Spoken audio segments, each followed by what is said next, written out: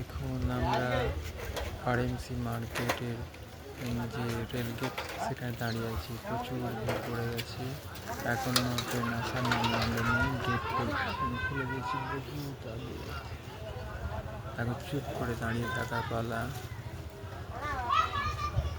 দেখুন সব পুরো জাম হয়ে আছে, দুদিকেই একদম গেট জাম। কখন ট্রেন আসবে জানা নেই, কিন্তু গেট আধ ঘন্টা আগে ফেলে দেয়। দেখুন ট্রেন আসছে, এক সিগন্যাল পাচ্ছি।